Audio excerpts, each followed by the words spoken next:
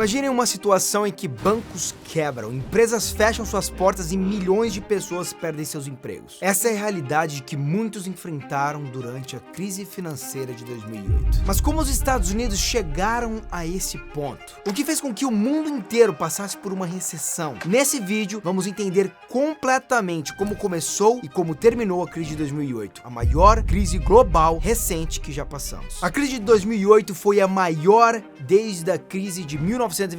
Ela desencadeou uma recessão global, mesmo depois de 15 anos. Alguns países ainda estão se recuperando. Se você tem interesse em saber exatamente como foi essa crise, não esqueça de deixar o like nesse vídeo e se inscrever nesse canal. Assim você sempre saberá quando algum vídeo novo será postado. E é óbvio, ativar o sininho. Nesse canal você terá acesso a vídeos de finanças, Web3, desenvolvimento pessoal, notícias, tecnologias, enfim. O canal é pra você. Agora vamos falar de uma crise que até hoje abala o nosso dia a dia.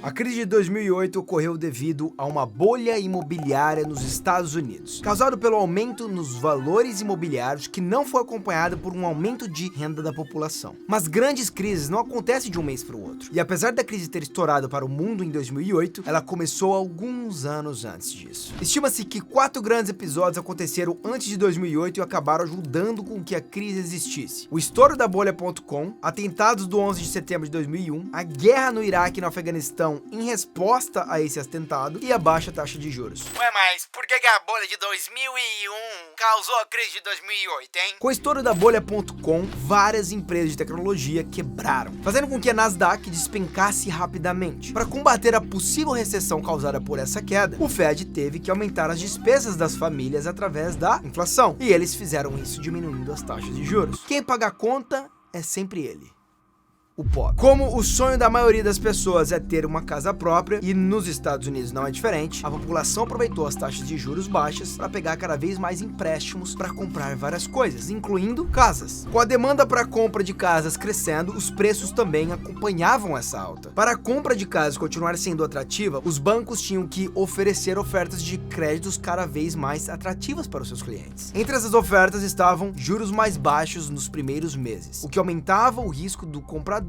não cumprir com os pagamentos quando viesse um aumento. E foi exatamente isso que aconteceu. A crise de 2008 ficou conhecida como a crise do subprime. Vamos entender o que foi isso.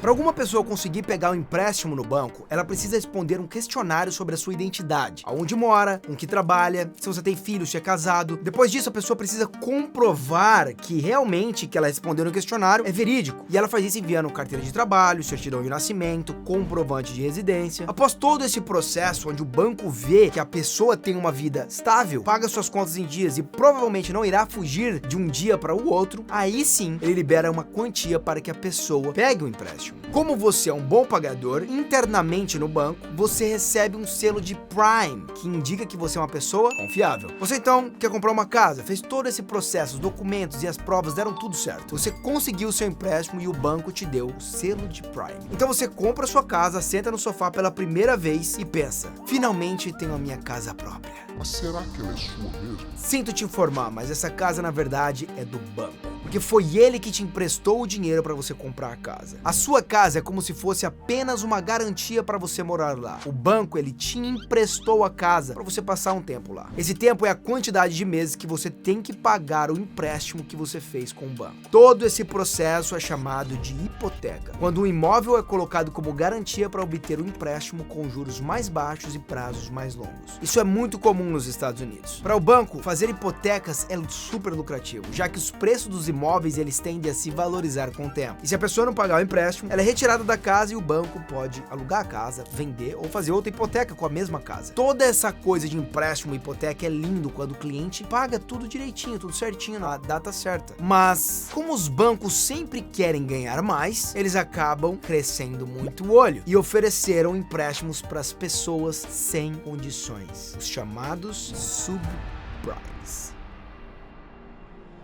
Como você já deve imaginar, subprime é o selo dados pelos bancos para as pessoas que, quando preencheram aquele formulário, eles não conseguiram comprovar renda, não comprovam que realmente possuem um emprego, mas mesmo assim querem pegar algum empréstimo. Mas se eles não têm emprego, então eles não têm renda, como é que eles vão pagar o empréstimo que eles querem pegar? Vamos voltar naquela época e entender como o mercado dos Estados Unidos estava. Devido à bolha.com, a taxa de juros estava muito baixa. Ela flutuava entre 1 e 2%. Os bancos tinham total confiança nesse modelo, já que possivelmente eles poderiam receber o imóvel de volta caso o cliente não pagasse. E o terceiro motivo é a própria ganância de fazer cada vez mais dinheiro fácil. A maioria dos primes já tinham pedido os empréstimos. Foi por isso que os bancos decidiram emprestar dinheiro para os subprimes também. Foi justamente nesse ponto que os bancos começaram a se perder e toda a crise foi ficando pior. Como todos tinham dinheiro, a procura por casa começou a crescer cada vez mais, mas a oferta só diminuía. Com isso, como vocês, viewers assíduos aqui do canal, já sabem que isso vai acontecer. Os preços das casas subiram de um dia para o outro. Vendo que as pessoas estão com muito dinheiro, o Federal Reserve, decide aumentar as taxas de juros. E vocês sabem que quando a taxa de juros aumenta, o valor dos empréstimos aumenta junto. Se a pessoa não tem emprego que gere uma renda e não conseguia pagar o empréstimo normal, como é que ela vai pagar quando agora ficou mais caro? Aí que tá. Você acertou, mano. Elas não vão. Como o banco não recebe a parcela dos empréstimos, eles vão atrás dessas pessoas e retiram elas das casas. Agora, pelo menos o banco tem a casa para oferecer em outra hipoteca, que não é ruim, a não ser que isso aconteça para milhões de pessoas. Voltamos para a lei da oferta e procura. Os bancos agora possuem milhões de casas para emprestar, mas as pessoas primes já têm casas. E os subprimes acabaram de ser despejados delas. Quem que tá procurando casa? Ninguém. Então os preços despencam na mesma velocidade que subiram. Os preços das casas chegaram a cair 16% em 2008. Só em dezembro a queda foi de 2,5%. Os bancos que antes tinham casas emprestadas e gerando renda para eles agora estão paradas, sem ninguém morando nelas. Os bancos não têm mais de onde gerar dinheiro para pagar suas contas e eles se veem obrigados a declarar falência. O banco Lehman Brothers, que era o quarto maior banco de investimentos dos Estados Unidos, ficou mais conhecido durante essa crise. O banco, que tinha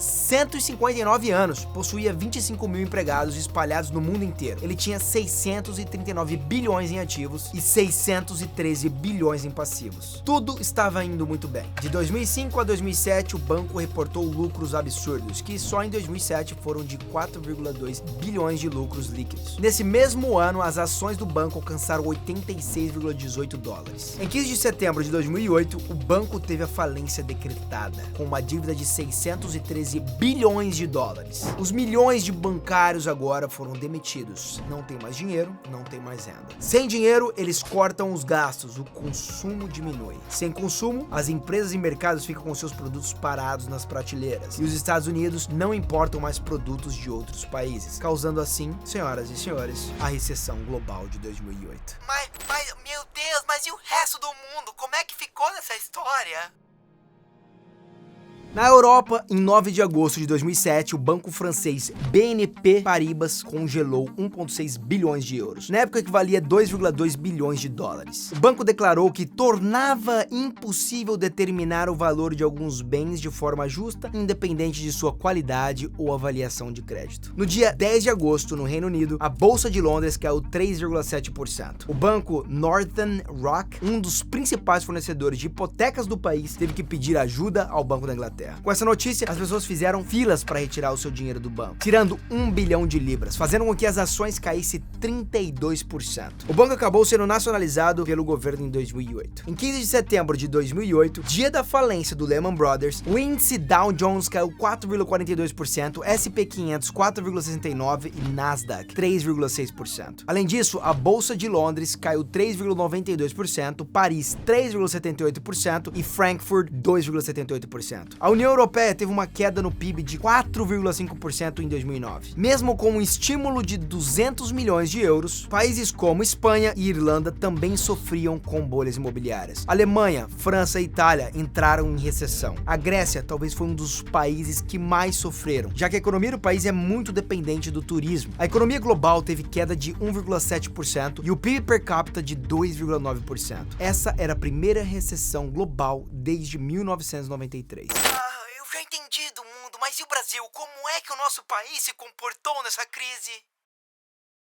Olha, meu pupilinho, e pupilinha. O Brasil ele sofreu muito menos se comparado aos países europeus. A economia estava crescendo enquanto o desemprego caía. Em 2009, o PIB do Brasil caiu apenas 0,1%. Já em 2010, o crescimento foi de 7,5%. Devido a essa recuperação rápida, o Brasil ficou conhecido como o primeiro país a superar a crise. Até o The Economist, uma das maiores revistas sobre economia do mundo, fez uma capa sobre o Brasil. Mas é claro que algumas empresas também sofreram. Em outubro de 2008, a Sadia reportou um prejuízo de 2 bilhões de reais. Esse prejuízo fez com que ela e sua maior concorrente, a Perdigão, se juntassem, originando a BRF. O valor do dólar ele saiu de 1,60 para 2,40 no mesmo ano. Isso prejudicou muito empresas que tinham dívidas em dólar e não estavam prevendo essa alta em tão pouco tempo. A taxa Selic, que em 2008 era de 13,75, caiu para 8,75 em 2009, depois do governo perceber que as pessoas e empresas estavam segurando o dinheiro muito mais do que gastando. E esse estímulo precisava ser feito para que o dinheiro em circulação aumentasse novamente. Outra medida de incentivo tomada pelo governo foi a redução do IPI, Imposto sobre Produto Industrializado, para automóveis, eletrodomésticos e materiais de construção. Isso fez com que vários brasileiros aproveitassem o momento e comprassem o seu primeiro carro zero. Que beleza, hein? Voltando novamente para os Estados Unidos, fica comigo que isso é muito importante, lá estava acontecendo o que ficou conhecido como bailout dos bancos de 2008. Bailout é um termo que refere-se ao ato de injetar capital, pode ser dinheiro ou algum outro recurso, em uma empresa ou estado, para recuperá-lo de um risco eminente de falência. Durante a crise, o governo americano usou 700 bilhões de dólares do dinheiro público para salvar o sistema financeiro. E aí já viu, começaram os debates de pessoas que defendiam essa ajuda para salvar os bancos, enquanto do outro lado, as pessoas defendiam que, com essa ajuda, os banqueiros iriam continuar tomando decisões erradas no futuro e recebendo a ajuda do governo sempre que isso acontecesse. Não é que parece que estavam certos, né? Parece que a gente tá vivendo isso de novo. Um estudo feito pelo Fed estima que esse bailout custou 70 mil dólares para cada americano. Essa conta foi feita usando a renda média familiar, que ficou estagnada de 2007 até quase 2020. E o nível de pobreza, que estava em 12,5% antes da crise, caiu para apenas 12,3%. Lembrando que, com tudo que os banqueiros fizeram, quase quebrando a economia dos Estados Unidos, por pouco não leva a Grécia à falência, bancos e empresas do mundo inteiro fechando e pessoas perdendo emprego, nenhum banqueiro foi punido por isso. Mais uma vez, a população, que seria o elo fraco, acaba pagando pelo erro de empresas e de algumas pessoas um pouco gananciosas. Enquanto isso, quem realmente cometeu o erro não precisou se preocupar e ainda recebeu ajuda.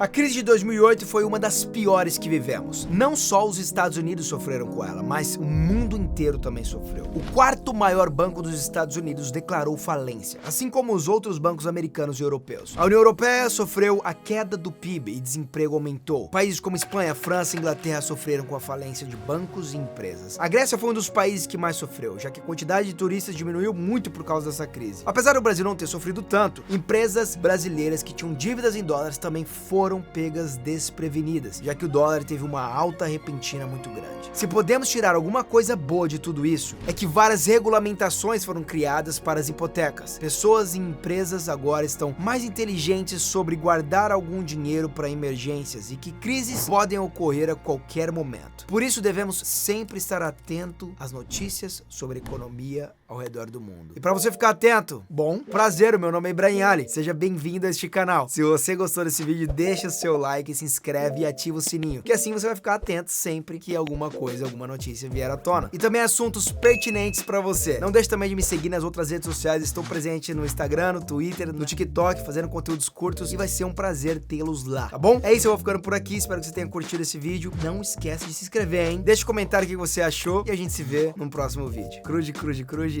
Tchau.